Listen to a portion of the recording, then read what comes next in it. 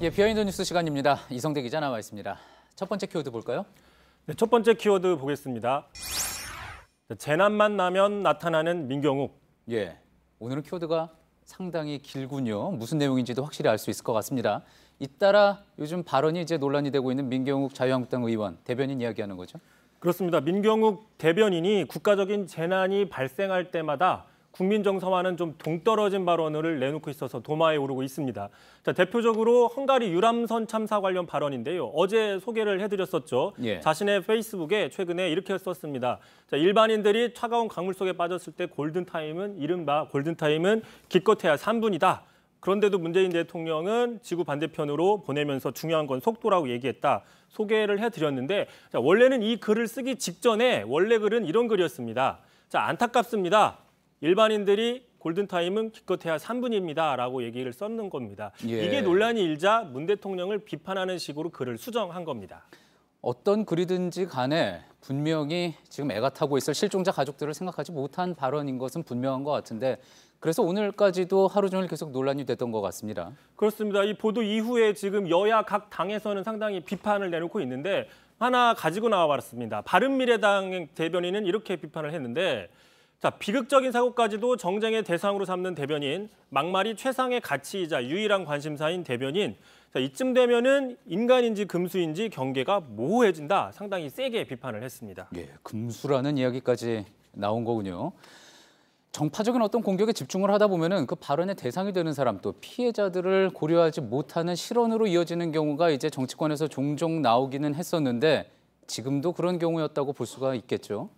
그렇습니다. 하지만 이번이 처음이 아닙니다. 민경욱 대변인은 과거에도 비슷한 설야들이 있었는데 지난 4월이었죠. 강원도 산불이 났을 때 자신의 페이스북에 이렇게 글을 썼습니다. 자, 오늘만 해도 여러 군데에서 산불이 났고 또 이틀 전에도 해운대에서 큰 산불이 났는데 왜 이렇게 불이 많이 나나? 라고 얘기를 했습니다. 그러니까 진심으로 산불이 많이 나는 걸 걱정한다기보다는 마치 문재인 정부에 대한 어떤 비판으로 해석이 돼서 논란이 됐었고 예. 논란이 되자 글을 삭제하기도 했었습니다. 앞서도 이제 글을 수정했다 그러는데 그동안 이제 계속 지켜보면은 민경욱 의원이 어떤 논란이 되는 글을 썼다가 수정을 하거나 또 삭제를 하거나 하는 패턴이 계속 자주 반복이 되는 것 같습니다. 이렇게 될 줄 몰랐을까요?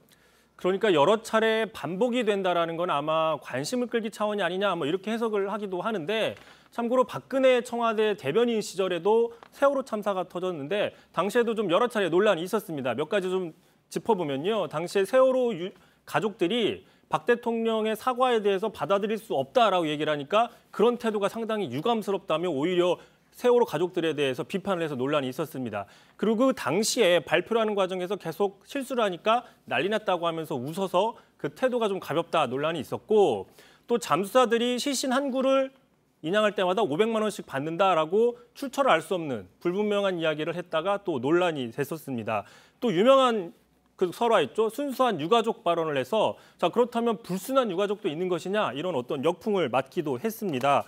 자, 한 번만 했다면은 말 그대로 말실수라거나 어떤 공감 능력이 좀 떨어진다 이렇게 볼 수도 있지만 이렇게 설화가 반복이 되니까 뭔가 의도성이 있는 게 아니냐 뭐 이런 식의 의심들도 나오고 있습니다. 예, 지금 민경욱 의원이 당에서 대변인을 맡고 있잖아요. 대변인이라는 자리가 이제 여론이나 어떤 언론의 기류를 잘 파악해야지 되는 자리인데 분명 최근 나오고 있는 발언들은 여론과는 분명히 동떨어진 것 같습니다. 참고로 지난달 중순에 한국당 여성정치 아카데미라는 곳에서 본인이 강연을 했습니다. 그 강연 주제가 뭐냐면 바로 언어의 품격이라는 주제였습니다. 그 민경욱 대변인이 자신의 페이스북에 그 강연 내용을 좀 요약해서 정리를 해놨는데 뭐라고 얘기를 했느냐. 자, 무엇보다도 지금의 저를 있게 한 노하우를 말씀드렸는데 그게 바로 남에 대한 칭찬과 인사다. 자, 여러분들도 언어의 품격을 높이고 자신 있는 대화로 대인관계를 좀 원만하게 가져가라라고 강연을 했다고 소개했습니다. 자, 이렇게 강연을 한 국회의원이 또 이거에 대해서 강연까지 한 의원이 그동안 설화를 일으키고 있었다는 건 좀 앞뒤가 안 맞는 거 아니냐라고도 볼 수 있는 겁니다. 네. 두 번째 키워드 가볼까요? 자, 두 번째 키워드 바로 보겠습니다. 자, 정치 유튜브 챔피언스 리그. 예, 챔피언스 리그. 오늘 새벽에 이제 리버풀 승리로 끝났던 그 챔피언스 리그 이야기하는 건 아니고 어떤 내용입니까? 그렇습니다. 지금 챔피언스 리그는 끝났지만 정치권의 빅매치는 남아 있습니다. 바로 홍준표 전 대표와 유시민 작가의 그 유튜브 맞대결입니다. 내일 오전에 녹화를 해서 내일 밤 10시에 양 채널에서 공개를 하기로 했는데요.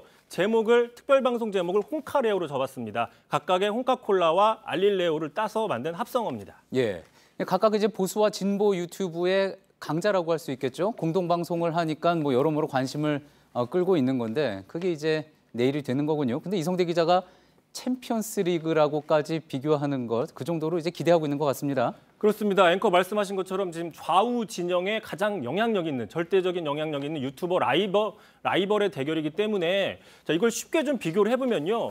가수로 치면 과거에 그 남진 나훈아가 한 무대에 서는 개념입니다. 이 정도입니까? 예, 스포츠 선수로 치면은 과거에 최동원과 손동열이 한 게임을 하는 경기와 좀 마찬가지다라고 볼 수가 있는데 당장 오늘 경기로 좀 따져보면은 토트넘의 손흥민, 토트넘의 해리케인이 아니라 토트넘의 손흥민과 리버풀의 살라의 대결 뭐 이렇게도 해석을 할 수 있을 거다라는 식의 얘기들이 나오고 있습니다. 자, 그러다 보니까요. 한 언론에서는 그 방송이 공개되는 내일 밤 10시에 다른 방송사들은 시청률이 떨어질까 봐 떨고 있다라는 식의 보도까지 내고 있습니다. 예, 정치에 관심 있는 분들에게는 당연히 뭐 가장 관심이 가는 부분이긴 하겠지만 그렇다고 TV 시청률까지 여파를 준다는 분석은 좀 비약이 아닐까 싶기도 합니다.